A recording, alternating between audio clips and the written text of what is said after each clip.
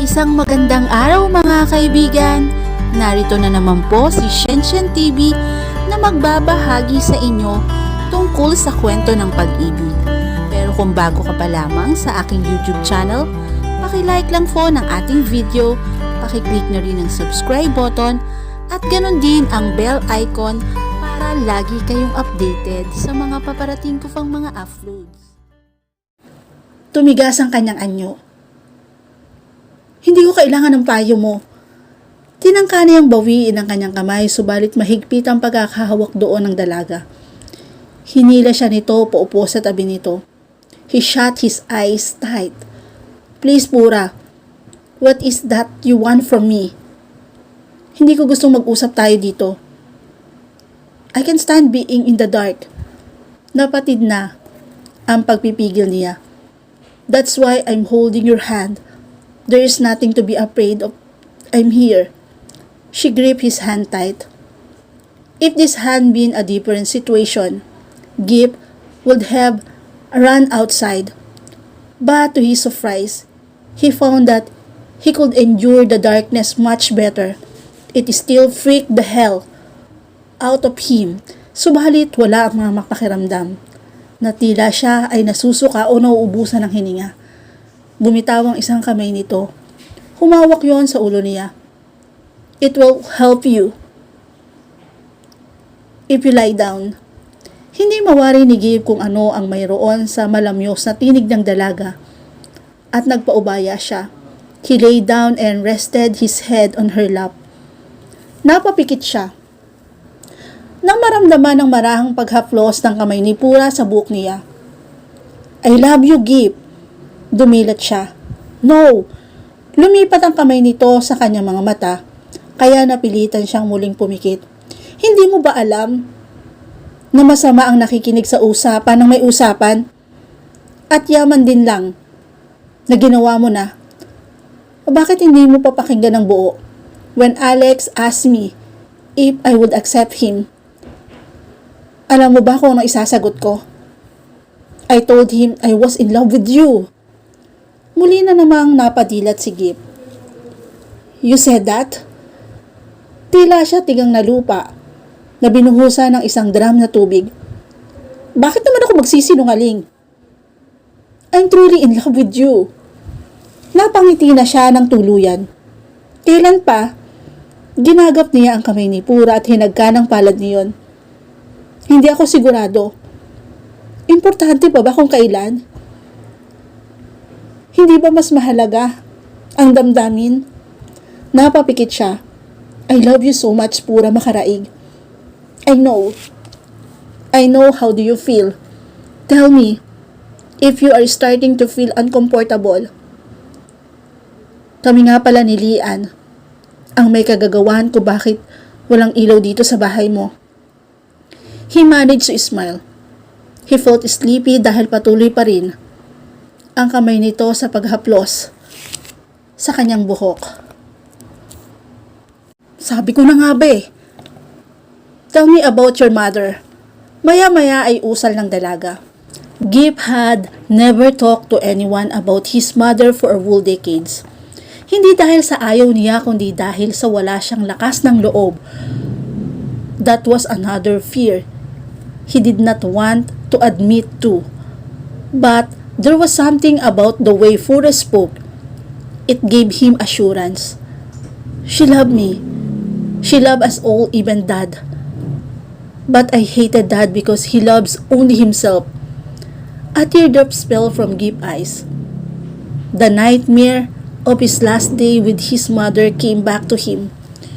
We were inside this building when the earthquake happened. We were trapped inside. It was so dark and my mom and I got separated. Kamay lang namin ang magkahawak. She kept on telling me that she loved me, Lian, and Angus and even Dad. Her hand grew cold the day before we were rescued. I wanted to die too. Mas maraming luha pa ang pumatak mula sa kanyang mga mata. Pinunasan ni Pura ang gilid ng kanyang mga mata. It was an accident. Let it go, Gip. Your mom was happy when she was alive. Sigurado ko, anyone who had you for a son will be happy. He was slowly drifting to sleep, but he still wanted to talk. Mom told me not to defy Dad, so I did everything against his will on Farfos. I shifted course from business to math, and I played football to spite him. He hates sport. He only care about business. Ang sabi ko sa kanya, utusan niya ako na tumigil sa paglalaro at susunod ako. But he didn't do it. Lahat ng ginagawa ko, sinasabi ko sa kanya na utusan akong itigil yon. But he didn't. And that is why I hate him. Because I didn't want to admit that I was finally seeing what Mom saw in him. Hindi alam ni Gip kung sa panaginip lang ba niya sinasabi ang lahat. Siguro nga ay panaginip lang ang lahat. Good morning. Bati ni Pura kay Gip nang magmulat ang mga mata. She even planted a soft kiss on his forehead. Nakailang kurap muna ito bago tuluyang nagsalita. You're still here. Pusal nito bago kumilos ang daliri at sinundot ang kanyang pisngi. And you are real. Natuwa siya. Hinuli niya ang kamay nito at pinagsalikop ang mga palad nila. She had barely slept. Hinihintay niya ang bawat salitang sasabihin ni Gip. She wanted to hear everything from him. And she did. I just hope natatandaan mo ang lahat ng mga pinag-usapan natin kagabi. He smiled so beautifully that her heart had melted. Of course, you said, you love me. Umikot ang mga mata niya. Yun lang? Bigla itong sumeryoso. I'm sorry for being irrational. Sumeryoso rin si Pura. Hindi na yun mahalaga. You're more important. Your heart condition is more important to me.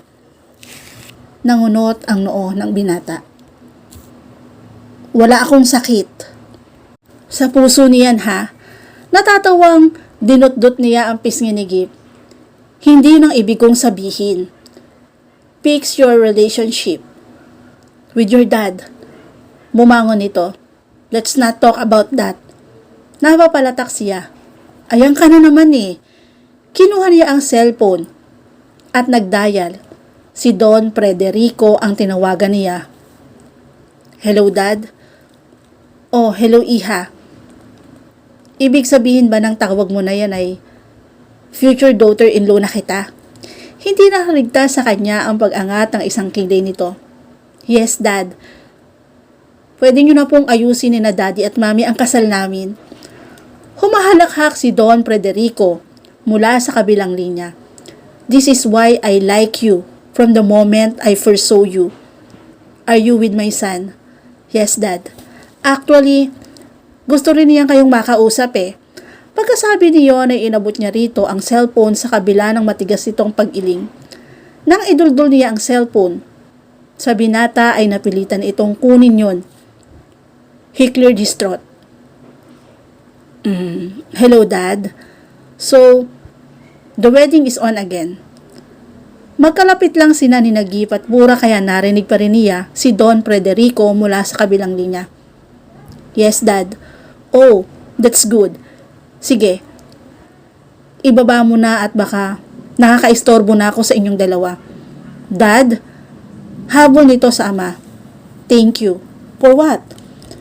Nothing, I just want to thank you. Pagkasabi niyon ay pinutol na ni Gip ang tawag bago muling iniabot kay Pura ang cellphone. Sa pagkakataong iyon ay nakangiti na siya ng maluwag. Sa susunod dapat sabihin mo sa kanya kung para saan. Nang tumango siya, ay bigla siyang niyakap ni Gip. Napasigaw siya dahil tinangay siya nito sa paghiga sa sopa. She was on top of him. Gusto mo malaman kung para saan ang thank you? Kung hindi dahil sa kanya, ay hindi kita makikilala. Bago pa siya makapiyok, ay hinagka na siya nito. He kissed her truly. Naipit sa pagitan nilang dalawa ang kamay niya at braso, habang ang kamay naman nito ay naglulumikot sa likod niya. Pababa yun ng pababa. Nang nasa bewang na niya ang kamay nito ay bigla siyang lumayo. Subukan mong ibaba pa yan. Nandidilat niyang banta sa binata. Fine. Di ko naman alam na may mga boundaries pala. Ani ni Gibb bago siya muling kinabig at hinagkan. Muling tumaas ang kamay nito. He kissed her again and again and again. At dito na po natatapos ang huling kabanata ng aking kwento.